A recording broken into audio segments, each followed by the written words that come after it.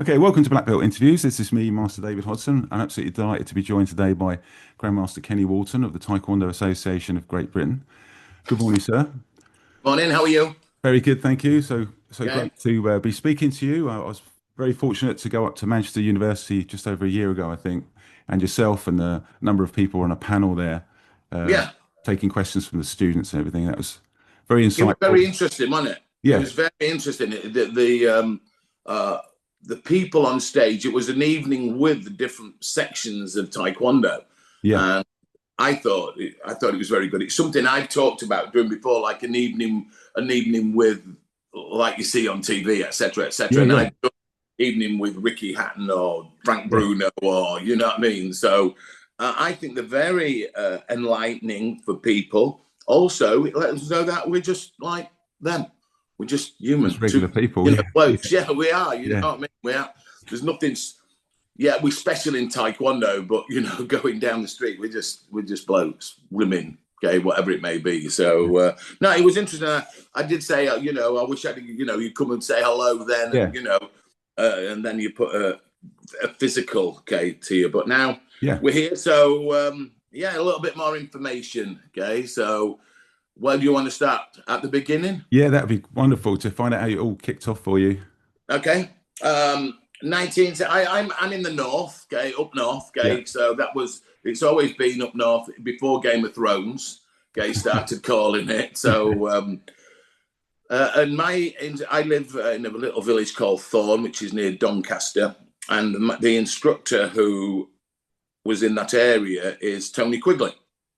So Tony Quigley he was training in Singapore with the RAF with a group of Mr. Mars. There was quite a few people, as you know, were training abroad Yeah. and then came over to the UK, different parts of the UK, and then planted the seeds, and then it went from there. So Tony Quigley had a school in Doncaster, and I looked to go there first at the end of 72. But it turned out in 73, March 73, then he opens a class in Thorn. And my sister said, do you want to go? Will you come with me, more or less? You know what I Yeah. mean? Yeah. Yeah. And Yeah. I said, yeah, no problem. I'll go with you, Yvonne. And she went to one lesson and packed in, and I continued from there. Right. And, Right. and then it changed my life from there. So we were in a little assembly rooms there, Tony Quigley and some of his other red belts and black belts that he brought over Right. from his Doncaster Dagenham school. And it was just great. Big difference. I was Yeah. probably the youngest, you know what I mean, at 13. We didn't have 13. kids. We didn't have many women. Like my sister went, some Yeah. of her friends still stayed and got through some belts, but it wasn't as junior populated or like we have now. We have lots of lady members, and Yeah. that's, I think it's also seen people in the class. There didn't see many women in it. There were Yeah. no kids in it, so therefore they didn't go. Yeah. That old adage, I didn't see anybody who looks like me, so I didn't like it. It Yeah. was also hard. Yeah. you Yeah. know Yeah. those were the days when if your stance wasn't right, you were swept, or your leg was stamped on, your hand was knuckled, or you were, something happened, which was the good old days, the way of martial arts training then Yeah. compared to how we have to do things now. And I had one of my sister's friends, Bob and Yvonne. They started traveling between Thorn and Doncaster. So I soon started doing a couple of days at Thorn and Yeah. a couple of days at Doncaster, going on with all my other schoolwork and traveling.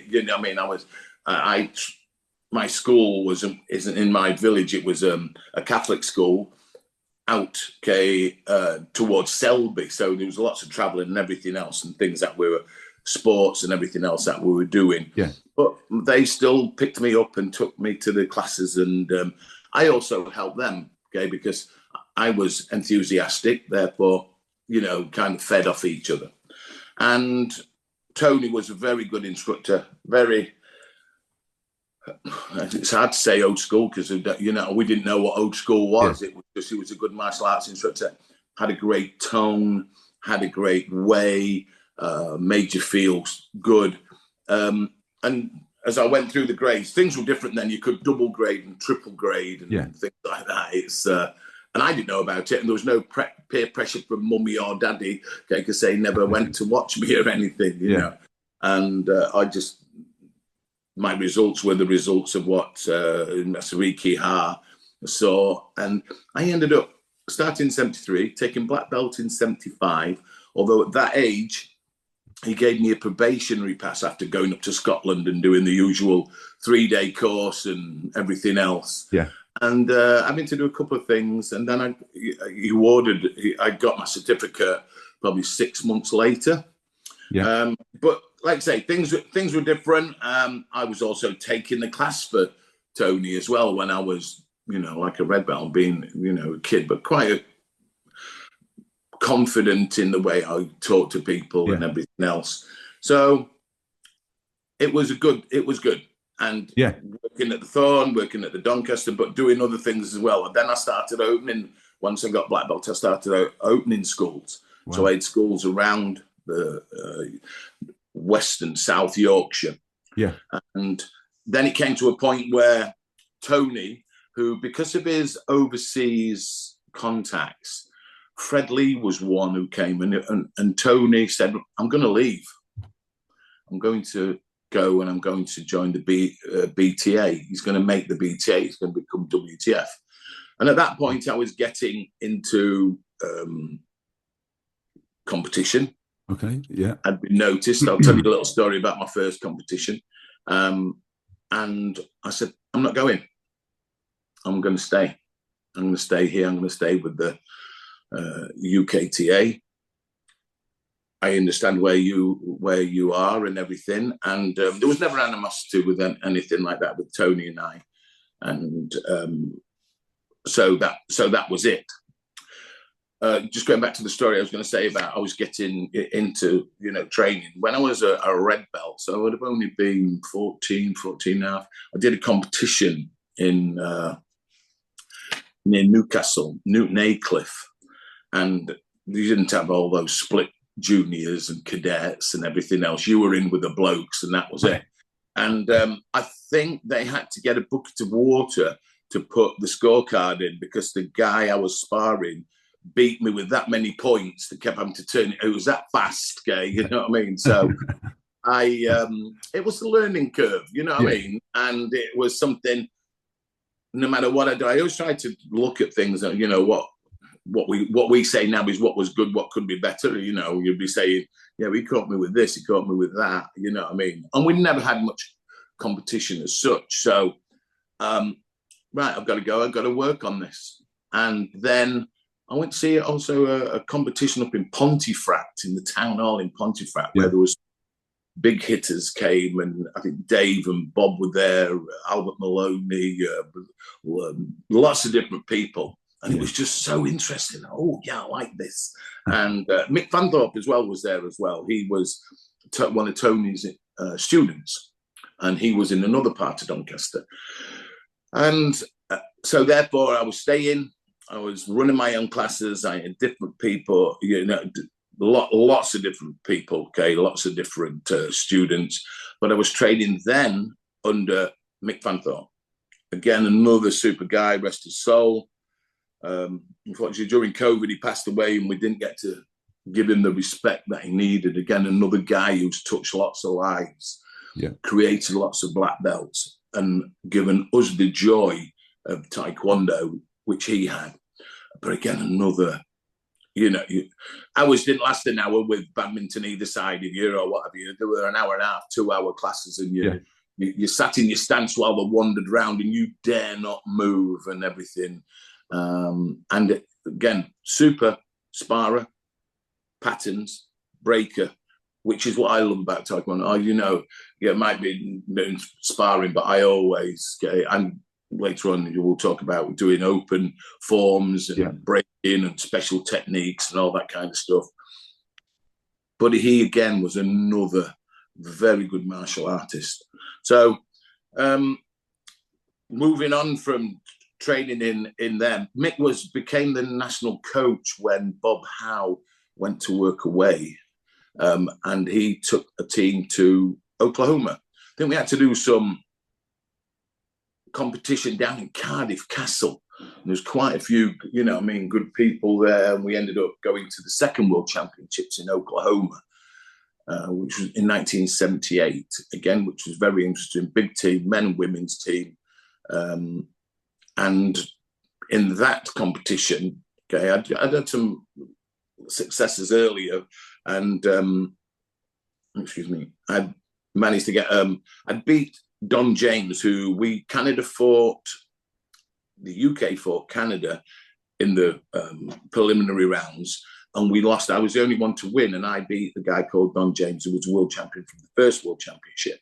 Yeah. And then in the individuals, I fought him. He went to an extension, and then he got the decision going forward. I was 18, he was 29. Very experienced fighter, and it was something as I said later on after the tournament when we were on, what do you do? He was saying, I do ballet and dance and everything like that. Well, it was always a little bit of a northern soul in myself, but and I was trying to find out. So I ended up going to ballet classes after that. You know what I mean? Just right. See how that helps me and everything. Ways, posture, balance, and all that kind of stuff. But, absolutely. But going back to the competition, great competition. The team got a third in patterns. So again, all rounder. Ron got a gold in the jumping sidekick, and that man can jump. And Annette Sullivan was the first lady to get one of Dave Oliver's students to get a gold medal in sparring. And there was Janet Walker, okay, from the Derby area. I think she got something in breaking. But again, it was interesting. We met with lots of different people. Yeah. One of them being Heel Cho, which will open another chapter in a bit. Yeah. Again, a guy came out, not white suit, blue suit, throwing boards up, smashing them. Okay, he was like, whoa, this guy's something else. And it was quite strange because some of the other Koreans seemed to have a little bit of a, because he wasn't traditional. Yeah. He was doing martial arts to suit the population of, America, not Korea or anywhere else. So he changed it a little bit, which was a commercial success for him. He had great schools in LA and everything. So that was kind of first competition. Tony had left. Okay, I'd gone to Mick, but then I'd also started going down to the Midlands to train with Dave Oliver and the group there. Midlands very strong. Yeah. Ron Sergiu. Ron was super with me because I used to. I didn't have a car and everything, so I used to travel down to the Midlands, and Ron would pick me up in a thing that you'd probably call a car, okay, loosely. And I'd stay at his house, we'd go training, we'd go running, we'd go sparring, we'd be going doing stuff, and training with Dave, training with Paul, training with all the other people down that end. And it was just building up a great foundation, great friendships, which would end up lasting, forever. Yeah. And this is something that we still have now. We're still friends. We're still work colleagues. We still talk to each other regularly. I talked to Dave this morning, about something coming up. And it's just, I'm so lucky to have been introduced to a group of people that are like-minded. We don't always agree, you know what I mean, about stuff, but, it's something that we can work to the good of Taekwondo. So it was very, like I say, I keep saying I'm the luckiest person alive to do something I enjoy doing, and make a living out of it, but hopefully help to shape other people's lives, or just maybe touch them a little bit, so they're getting something out of Taekwondo that I have got, which has helped me. So. Amazing. What a journey so far. Such a short space of time. You said you started at 13, and 5 years later you're beating Don James in Oklahoma. Yeah. Incredible. And not having that, I think I've always worked hard though on anything I do. and looked at it, and this comes, people talk about training and people talk about, like sparring, patterns as well, getting all the basics, patterns.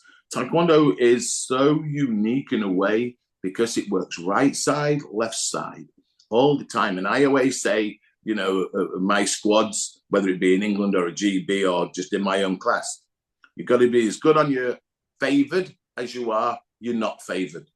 If you're not, you've got a weakness. If you've got a weakness, a good opponent, when you get to the business end of it, will pick on that and you'll be in deep trouble.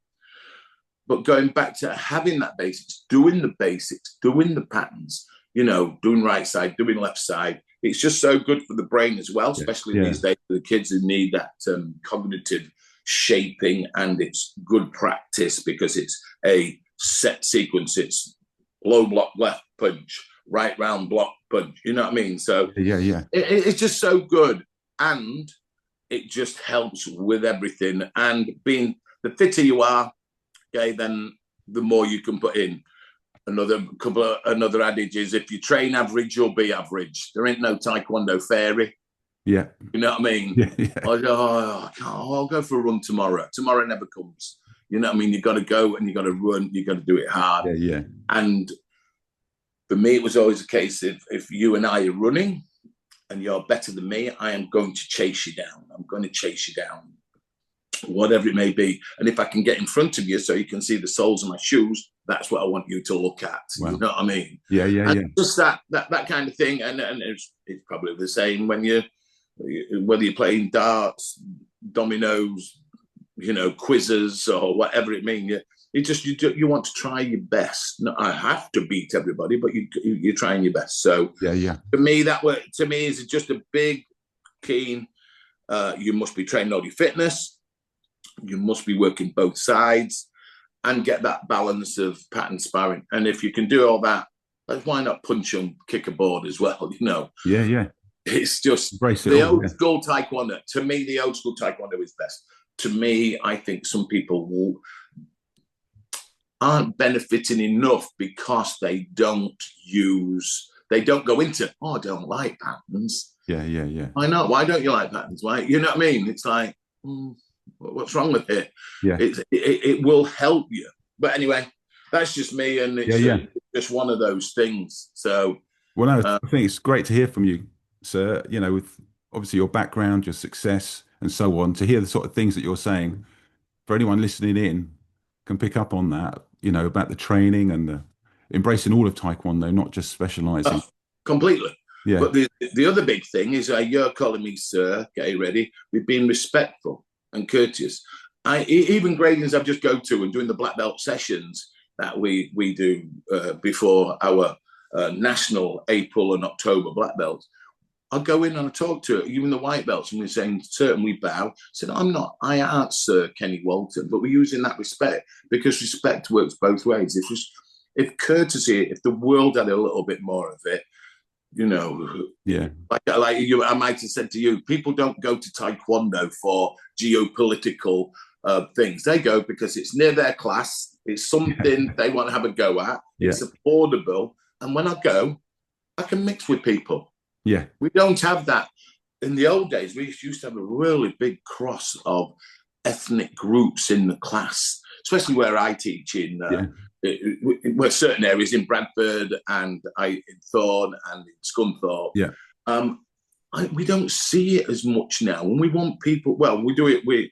In Bradford, we have some of the other instructors in Bradford, we have a big mix. And it's good because we all got to respect one another. That bowing, that courteous, or the lowering, when we might not use the word bow, but we show respect and courtesy and say please and thank you, to make the world and society. I think it's a bit poor at the moment, but we have that in here, and we respect it, whether you're a white belt or whether you're ninth dan. And to me, again, it's one of those things where Taekwondo's got more to it than just kicking and punching. Yeah.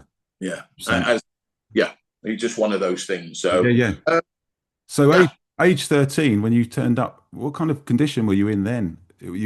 I was a skinny kid, not like I am now. Right. You know what I mean? I used to have a 6-pack instead of the keg. You know what I mean? So yeah, I was just a young wiry kid. Yeah. Um, uh, Did you have Love a passion, a football, love desire? Yeah. sport. Yeah, I went to school. I went to a small school, so if you had a heartbeat, you were in the football, rugby, cricket, swimming, any team. Yeah. Yeah. You did everything. So yeah, and like I say, I played Sunday football with the locals and everything. Yeah. That's right. My So my good. very active, very active. But do you think Taekwondo ignited your passion, your driving force, your desire? Was it that? I think yes, it did. But having that ethos of trying hard in everything you do, from my mum and dad and my brothers and sister, you know what I mean? Yeah. We're all workers, you know, Yeah. have more than one job. Um, just going back to right at the, you know what I mean? Yeah. Yeah. At Yeah. 13, it was that, and then moving on. Um, my brother was a joiner. My eldest brother was a joiner. I wanted to be a joiner, so I used to go to the build, you know, on the building sites, help him, or if he'd be doing a spare, what we call a spare time, or if he's doing something else, you know, Yeah. doing roofs, whatever it may be. So I'd be there helping him because he'd give me some money. I could put the money to training, Yeah. traveling, or anything else, or put it in the bank and get some experience. Yeah. Yeah. And that's what I wanted to do. You know what I mean? That was going to be my job going forward when I left school. And as I say, going through black belt and everything, I was an apprentice at the shipyard. I was a shipwright by trade because the building trade took a turn.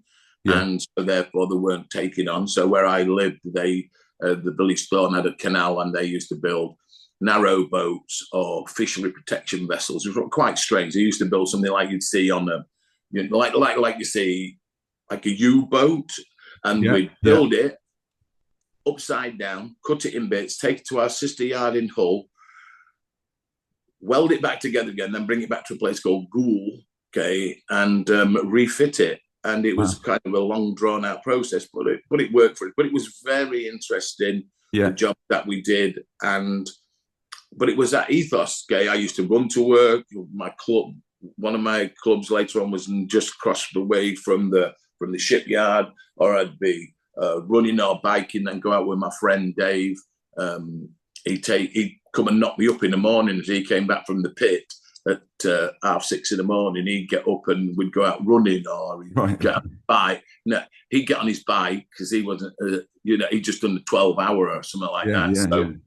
Yeah. So, so it was about working, then doing Taekwondo, Yeah. and then things that it led on to. It was a case of just keep doing stuff, you know, keep working hard. And it was that ethos. And it was just weekends we'd go squad training. So there was lots of things happening. Yeah. Happening. I've heard some stories about you running to class and so on. What was the furthest distance you would run to a class? Or? Running, I used to run home sometimes when I used to then, I also worked on the doors, you know what I mean, in Doncaster. This is later on. And doing that was interesting because it was a case of teaching self-defense, knowing about self-defense. The best weapon you've got on your body is your tongue, okay, to be able to talk somebody down. Yeah. A good doorman doesn't need muscles, he just needs to talk. You know, all the type of things that you do. Yeah. But if it does then go wrong, okay, then you have to be able to do something, and you have to protect the people who are in the club or whatever. Yeah. So I used to do some door work, and then I'd go to a nightclub, and I'd a special like disco-y place. It was in Doncaster. Then I'd run home. I'd take a rucksack, and then I'd run, which is about 10, 11 miles, something along that line. Which was, you know, something that we did. And when we did the runs, we'd be doing 6-7 mile runs, you know, with all different interval trainings and things like that. So it was just something that you did then. Right. And that was, I used to, again, going to the boxing club, okay, just to try and get to the boxing club in Doncaster. So do some training with them. Yeah, you're just always trying to steal ideas, steal training, mix with people, and do something else, do something extra, which is going to enhance yours. And the boxing again then built onto the full contact. And all of these things were just something that there was nothing saying. My thing was, I want to know that Taekwondo worked. So if I'm teaching somebody to do something, I know, yes, physically it's me, but I know what will work for you. And that is just so important. It wasn't just waffle or reading from a book, because I've never been in that situation. One of Heel Cho's things was, you're not getting a black belt unless you've been in X amount of competition, because you don't know what it's like to stand there. Yes, you're in a controlled environment, but your heart rate, your nerves, how you react, that is part of the character building of a practitioner. Yes, you go through that scary bit when you're doing the grading, but there's nothing more testing than when you go, can you see, do you know what I mean? And somebody's going to try to train them, you know, and I just, to me, it was just something which is, and that's why I did it from the, and later on we'll talk about maybe when we did the points and then we do the full contact. Because I know I can work it. You know what I mean? I know what I teach you, and not everybody will have it, that ability to stand and be confident enough to defend myself or my family or my friends. If it comes down to the nitty gritty, but I know I can. So, and that's the only reason why I've tested it, and why I've done all other things with other different martial artists. You know, when I was in the shipyard, one of my other workmates was a judo. He used to teach judo in Stainforth, and you know, we'd be doing some judo holds, locks, and throws, or I'd go down and do some judo with him. It's all there, you know what I mean? And that was before Brazilian Jiu-Jitsu became very, very popular, through the races and UFC. So before it was judo, or maybe a little bit of Aikido or something like that. So amazing. I mean, did you find that you were one of the people that could train the hardest at some point? Did you start to realize that was you had that, or was it just everyone was training super hard? And as I mentioned before, you're now running and I want to be ahead of you, or if you're ahead of me, I will train more. So you know, but hopefully keep up with you, or maybe go past. I just train hard. And the thing was, if I train hard and you train hard, our team is going to be a very fit, strong team, and therefore we're all moving together, so we're all benefit. There might have been disciplines. Later on, I'll talk about a guy called Idris Malali. He was a friend of mine. Like I said, I went to ballet, and I met the guy called Glasford Newells, who allowed Gar Kung Fu. Long before you did mixed styles and all that, he did allow Gar. I just did karate. We used to get, and a few other lads used to meet in a hall in Doncaster, get together, and we all used to be training. But then Idris was so strong, and I said, right, I want to. He wanted to get more fitness, and I want to get more strength and upper body. So then we go to gym, you know, 2 or 3 times. I was fortunate, you know, when I stopped working in the shipyard, ready, I'd gone full-time teaching, and therefore I could do whatever I want. So we train in the morning, then we do some extra work, and I'd go train with Idris, who's, you know, great karate. Really, he had a reverse punch that would put a hole in you, you know what I mean, and a sweep and a punch, but he was also so strong. So pull-ups, all the weights and everything. I worked with him because I needed somebody like that. I needed somebody to push me, and that was the thing. And then we got stronger, and then when I went to squad, and then everybody, if they wanted to keep up, that they were the days when you had 3, 4, 5 people per weight wanting your position. You know what I mean? And if you didn't cut the mustard with Dave, get ready, then you were out. But that was the thing. But, you know, we all worked together. It was like everybody's improving. Therefore, that's why we ended up getting the reputation that we did. So, again, it's a case of, it's that in that mental thing you want to be. I have this thing about Taekwondo where I want everybody who comes to Taekwondo to improve mentally, physically, and mentally, and to be the best you can, to self-improve. I don't care. Lots of world titles and everything like that. I don't care about that. I care that the kid can come in and lift his eyes up and maybe say hello, or you're walking with a bit more confidence, you can communicate. Don't care about you getting to black belt. it's going to be nice, as I'll talk about later on. But if you've got some confidence and they can come in and it makes a difference, I'm going to go off a little bit. There was a case the other week a few months ago, where there's a girl in Grimsby, had some special needs. Instructor had trained her, ready to do the grading. She didn't want to come out. She was in these bleacher seats, getting all upset. So I'm in this usual grading stuff in your suit, and I went, go up and say, "Hi, so-and-so, how are you?" Sat on the floor with her. "Yeah, you know, I did Taekwondo. I was nervous first time." And then she kind of looked and came up, you know, "Yeah, what were you nervous? You were, yeah, I was really nervous," and everything. And she came round. She ended up doing the grading. She did a couple more gradings after that. But her mother got in touch and said, "Like, what you did by taking that time out, sit on the floor with them, you know what I mean? Go, how are you? Yeah, I'm nervous as well. Yeah, you know, we're going to be all right. We got any problems? We're going to work through this." She said she's come on so much. She's come on at school. She's come on with other people.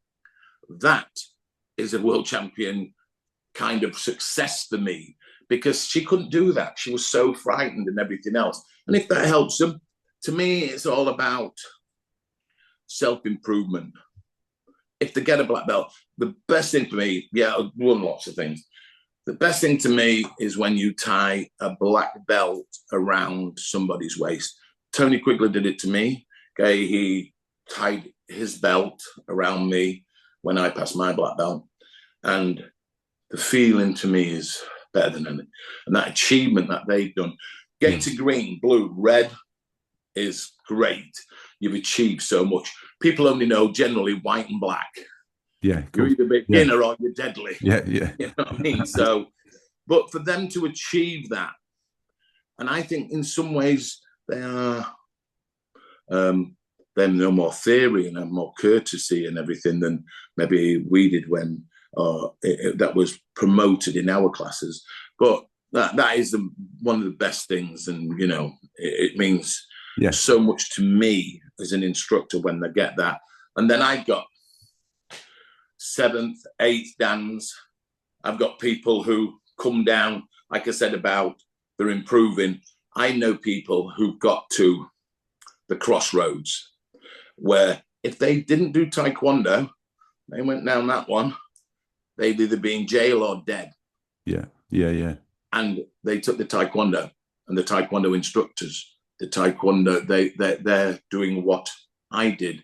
They've got black belts, and the tree has grown and everything like that. And that to me is just fantastic. You know what I mean? Just more important than medals and all that kind of stuff. But so Taekwondo can touch lives in different ways. It can take you all the way to the world champion, or it can just help that girl pass her grade, you know, take a grading. And I also use that, be a champion of yourself. Be a champion of yourself. It's all you can do. Everything you do, try hardest. My girls do a little bit of Taekwondo. They've got other sports, but do have fun. Fun. Enjoy yourself. Try your hardest. Or if you don't like it, pack in. Let's find something you like. Let's find something you like. I know that there's people who've been, I kept him going. I'm glad I kept him going because I've done something. So hard to get that. Shall I make them do it? Or not, because it can turn against you. You know. It's just so hard, especially these days. Definitely. So, so I was fortunate to see this VHS video that was going around our club at the time. And they said, you got to watch this. And it was, you know, when it came around to me, I plugged it in, and it was the TAGB squad training with yourself. Derby. Doing the V-snips on the floor. That was so fast. They looked sped up, but of course they weren't. And then you had to face up one opponent. Jackie White, quite a few people. You know what I mean? That was quite funny. You have to put some subtitles on what VHS means on people. The old video player. There's lots of there's things like that. There's lots of training videos. Like we say, nowadays you've got the phone, haven't you? This, like we said, it's a great training aid, and we had that, and you'd be able to analyze it and do it. Then you had somebody, you know, on a Cine 8 or something like that, or a side of the ring with an old cine camera like that. But yeah, no, we're good. We had some super people in those squads. And again, Dave, his son is in the forces, and he used to get some of the stuff from his son, right. And Dave just like people dying in front of him, you know what I mean? So he'd do we have loads of different stuff, and Bob as well. But those were the days, and we used to then replicate that in the morning when a group of us used to train in Thorn, and then we go down to the Midlands and we do the squad training, and then we do other days training, and it was just. You sound like your granddad, don't you? That was with the days, them good old days. But So when you face someone in a competition, would you study their style, or did you just spar them all the same? If I knew them and if I'd watched the earlier rounds, in the rounds earlier, I'd be warming up and everything. And again, this is a little bit more strategic planning that we talk about now. Yeah. You and I are sparring. I've seen you spar the other one. I've seen you're a predominantly right legger or left legger, or your leggy or your hands, and how you move. So what is my plan going to be for you? I mean, it's quite funny. We talk about this at squad training with the little kids, where we talk about you must have a plan. Your plan will favour your favourite moves. How are you going to move? But then if they want obviously to do their plan on you, therefore, you have got to have a plan for theirs. So if their favourite thing is like, a side kick, then you've either got to dodge it, you've got to sidestep it, you've got to do something else. If they're a turning kicker, or which way you're going to turn, or if they're hands, how are you going to stand? And having that plan and how to deal with their plan is part of training these days, about movement, on about 1, 2, move to the side. So you're moving back, 1, 2, move to the side. Otherwise, you're going to go out every second time, loses the point. All these are very finite details that you must instill in the people. And the only good thing out of social media, in a way, is out of computer games is we say, right, use it as a computer game. They're coming at you, you're going to do this. Yeah. You're going to do that. So how you will get them to relate to the game, because it is a game that we're playing. It isn't life or death. It's to outsmart your partner. Do all those type of things that will cause them problems, variation of movement, variation of attack. If you attack this side and attack down the bottom here, it's very hard for the brain to work on both. So something a back fist over and a turning kick down there, or something, and it's very hard where you have your guard up and you throw everything here, you're just going to hit the guard. It's going to be easy for them to block or dodge, or not get scored on. So again, the way that we talk about it is a little bit different to how we used to, or the way I teach. Yeah. Compared to before, it's not just a case of get stuck in, which is the old adage, get stuck in, lad. Yeah. It's just different now. Yeah. You've got to have a plan and be able to use right and left side. As we talked about earlier, be symmetrical. It makes life so much easier. But main thing is the people are winning. The people are getting something out of it. Even if you don't win, I've got the decision, but didn't win. The refs give me it. Right. Whether it's for my name. I'm not drafting, and I know I've won, and they haven't given me it, or I didn't get the scores because maybe I didn't score on the right angle, you know what I mean, for them to see. So I know that sometimes it goes your way, sometimes it doesn't. Yeah. So it's just one of those things. So yeah, very much. So part of doing the door was to check your Taekwondo. Give me the confidence. Yeah. Communication first. Dorman doesn't have to work. Like I said, doesn't have to work if you use your mouth. It's been the confidence and money. Okay. Yeah. It also gave me money. Yeah. I worked in the shipyard, taught Taekwondo, and worked on the doors. I never had any spare time, so I just built up, you know what I mean, savings. Yeah. And that to me was, it was always the family's thing. They always worked hard and everything, but the doors was, it was to give you that confidence to know you can do things. But that also enhanced my self-defense classes. I knew what worked for certain things. There's lots of things. Yeah. You know, as you're doing it, is all to do with the way you talk and how we teach people to talk in the self-defense. When we're talking to, we get the girls to say to their prospective attacker, you know, what you're going to do and how you're going to stand and all these type of things. Yeah. So it's also fed into, we had a very successful schools program, Graham and I and some of the other people around the Sheffield, Rotherham and Leeds areas, where we used to go into schools, and they used to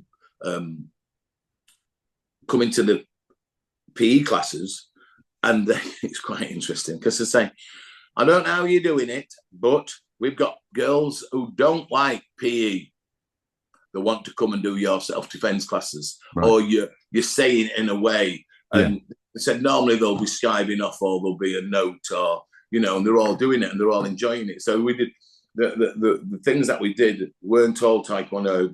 There was locks, there was holds, there was bites, there was scratches, there was, you know, lots of different things from, you know, from what would be the ground and pound on UFC now to somebody being on top of the victim and how to get them off and how to do stuff. And it was just super, but it worked. And I had quite a few. Can you let the martial arts guy know that if I hadn't been doing and got the techniques, I would have been attacked and raped and what have you. Yeah. And they came back to me. They didn't know that. And some of it is prevention. Some of it is, it's like everything else about talking and moving, sensing where you're at, being able to cross the road, go into a shop, go into somewhere, go into a bus stop where there are people, and giving people. And I just think that is one of the things I do think we maybe could have done more on, either whether the TAGB or the BTC, and put a national program out, because it's just so important. I did it for boys as well. It wasn't just girls, like especially around the Leeds area, they did a lot. But we also did a lot of, during there, we do like some 4-directional moving. So we worked as a team. So they had an individual aspect to it. They had a team aspect to it, and working as all together. So again, it's just the way you do things, and you're always trying to make it fun, inclusive, and effective for people. No, very much. Excellent. So who would you say was been the biggest influence on you? Dave Oliver. Dave Oliver's touched so many lives. Obviously I respect Tony and Mick and what have you, but Dave Oliver, the father, I better not call him grandfather or great-grandfather of Taekwondo in the UK, because he had the vision. And when we talk about people influencing you and being there, like I said earlier, I was on the phone today this morning. I was on the phone yesterday, talked about something, getting ready to go for Canada. So we'll talk quite regular. He still loves Taekwondo now. He still lives and breathes it, you know, and he still talks about the good old days and keeps putting old pictures up and everything. But he's a super Taekwondo man. I don't know whether some of your questions, but I'm going to go on to this now. The TAGB, we were all in the UKTA. We're all UKTA. You probably are. You probably were your group there, maybe. But the reason why, the TAGB, a group of people left the UKTA is because Ricky Ha, wanted to put the World Championships on at the NEC. And Bob Howell was the chair, said, won't work. We were doing lotteries and stuff like that about it, and to raise money. And Bob said, it won't work. He wanted to be better than the Montreal one, better than the Oklahoma one, which was very good, better than the Argentina one. And he wanted I want a hotel in, and I want to take the top floor for all the masters. I want to do this, I want to do that. And said, no. All the committee members for the UKTA, because of how it's structured, would have been liable for any debts, okay, incurred by that, putting it on. And Bob said, no, don't do it.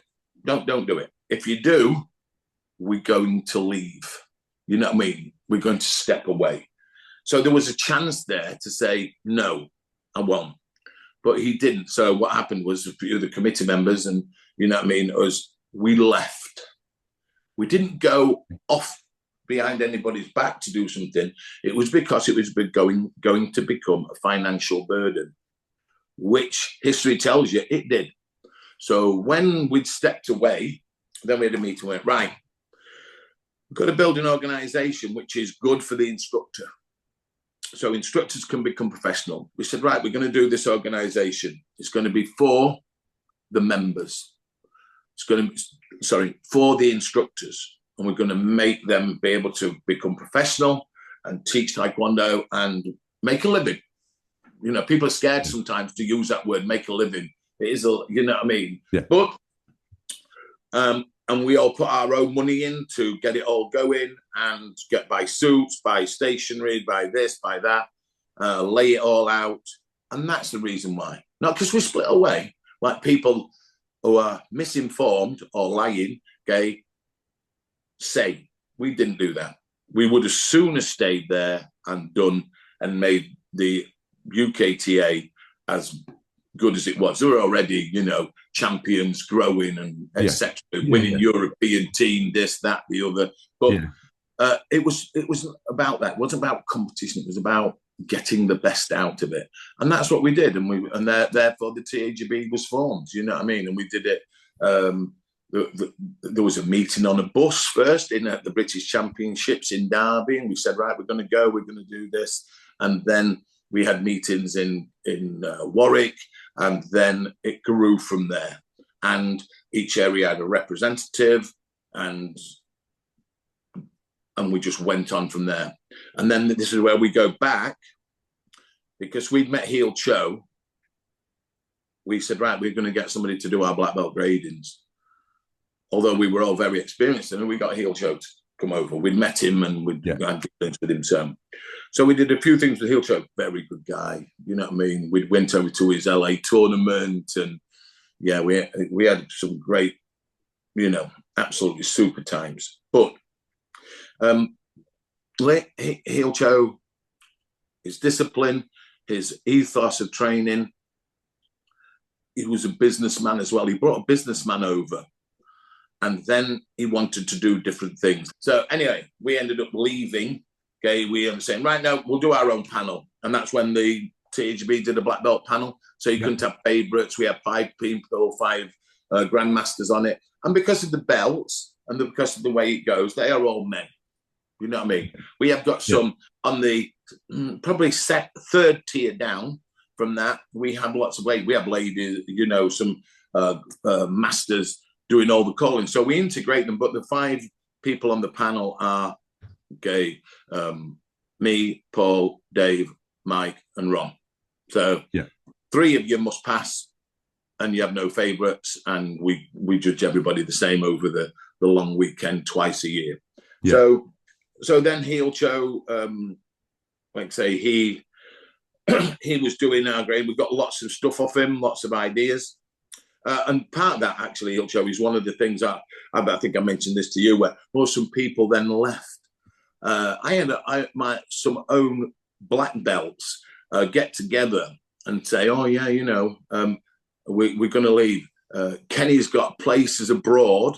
Okay, he's got gold taps. He's making all this money, and we don't want to leave Heel Cho. We want him, and he's him and all this, which is really disappointing, because all black belts I have produced, I've helped set up clubs, I've helped them, etc., and then people don't come to you. And I talked to you about this, and you know, it is a bit of a touchy subject where people are cowards and they don't come and talk to you, or they lie. They'll tell you the 5 tenets and then forget them. You know what I mean? But they said, right, no, we're going to leave. I want to stay with Heel Cho. They had Heel Cho one time and then dropped him because he wanted the same things. You know what I mean? But the worst thing is like I said before about producing good people, I've also produced some snakes, you know what I mean, who want me, who are jealous. You know, if you see somebody who's got something, you don't go, Ross, Basson, that's not right. You go, well done, hard worker. It's a bit like my wife and her family. And they work hard. They work so hard to build up a successful business. And you've got to go, pat on your back, well done. Absolutely. Well done to any businessman who's done it. Yeah, we don't like drug dealers, stealers, you know, all these type of stuff. But somebody who's worked hard, great. But there are some people who are just, you know, they talk about the tenants and the cowards, or you can see the standard going down and you say, look, you need to get your standard up. It's, you know, so then they take umbrage to that. Oh, well, and then they go off. I've never met anybody who's left and become successful, or left and the standard's gone up. Right. You know what I mean? And that is one of the disappointing things for me. But as we went on, as the black belt panel went, you know, we've got better. It's so efficient. They do the grading Friday, Saturday, Sunday. Results are out Monday. Belts are posted Monday. Students have their belts and everything Tuesday, Wednesday, done. Well, yeah. Just so good. I know. Well, as I found out, I've spoken to Dave and Grandmaster Oliver and Master Donnelly, and obviously the togetherness and the years gone by, and it's all still there, isn't it? Yeah. Yeah. I phoned them up on Christmas morning. Oh, sorry, New Year's Day. Yeah. Before I phoned my brother and sister up, you know, shh, don't tell them. You know what I mean? They're on my close list. They are family. Absolutely. So who was like a competitor that you maybe trained alongside that you kind of was somebody that pushed you as well, or most difficult opponent, or? Yeah, oh no, the ones who beat me were the most difficult ones. Yeah. You know what I mean? Whether that be full contact, semi-contact. Tony Sewell was a person who had such an unorthodox chamber. You know what I mean? The chamber up, but he had that ability to, you know, kick. And he was a big lad. He was a strong lad. But his hands weren't weak. His hands weren't as good as they could have been. Yeah. But his kicks were so strong. You had to, you know, get out the way of it. You know what I mean? Because you know, he was just so powerful with it. Going in the points and everything. Kevin Brewerton, his speed on it, and I might go into a little bit about how Dave took us into all the different open tournaments, and Brewerton was so fast. You know what I mean? You have to be really on your game. I only played him a couple of times. I think it might have been evens actually, but he was very, very sharp. And we took on board the blitz from himself, from the freestyle, from the Laugar, from the karate with the reverse punch, and put him into ours. Yeah. Because it's always quite funny when we go into the open tournaments and we'd from Greg Wallace and, you know, going in the FSK, we'd talk about that front leg's not powerful. It's no good. You know, we won't score it. So then we'd be doing it, and then you'd catch him with the front leg psychic and break the ribs, and the bloke can continue. And we'd go, well, come on, it's not that powerful. You know what I mean? You know what I mean? The front leg psychic, you're saying it's not scoring, yet it's just doubled you up and what have you. Yeah. But it's just, who else? Like I said, the people who beat me. I fought the British title, Owen Cumry. Okay, that was full contact. Did you prefer full contact points? No, I prefer Taekwondo. Yeah. I prefer Taekwondo. The reason why I ended up getting into full contact is because, again, it's that step up. Yeah. Somebody punch your lights out. You know what I mean? You have to do it. And I started nice and steady. Started with the PKA and George Fettus, and doing some work with him. Again, the PK was massive, and that's where I ended up meeting Bill Wallace and some of the other people. Bob Sykes, Arthur O'Loughlin from, again, up north. And these people were just so interesting to, to train with. And I just wanted to do the full contact to see whether it worked. And it did. It was mainly my kicking ability that did it.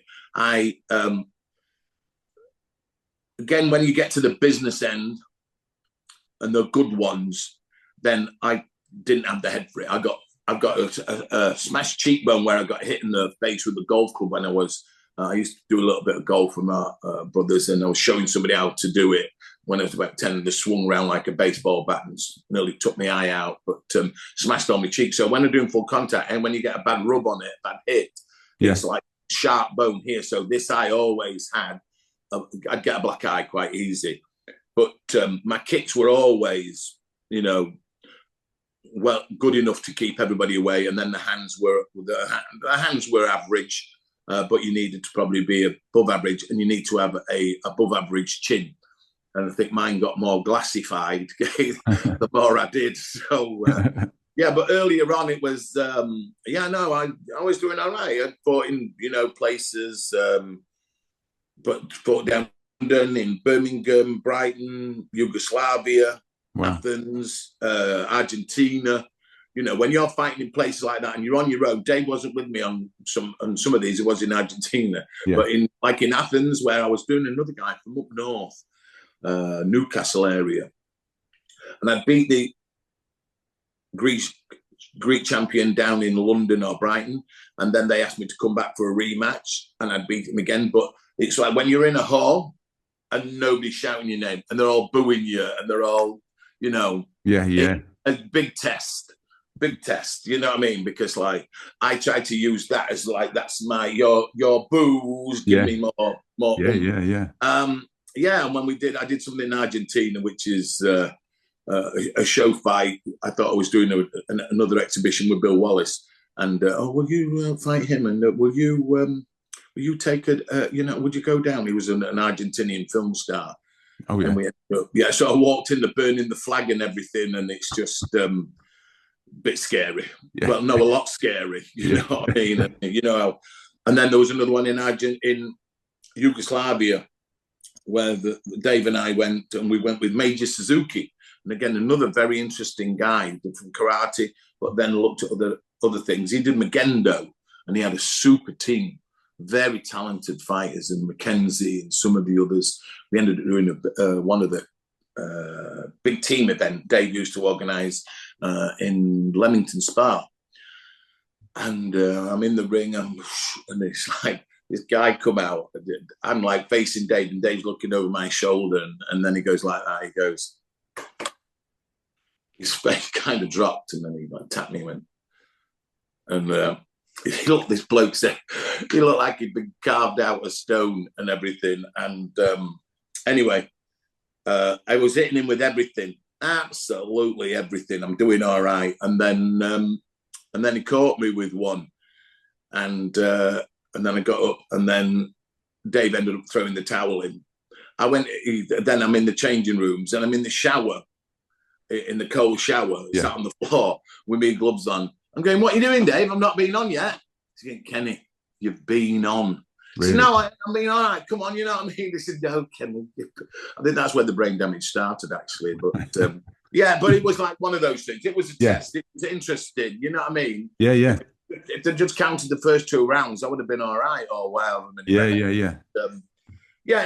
to me, it was really good. Heel Cho was supposed to be getting a fight with Ray McCallum, getting a full contact fight. He couldn't get a fight with one of Heel Cho's best people, was Philip Ramirez, because he'd had an accident to Philip.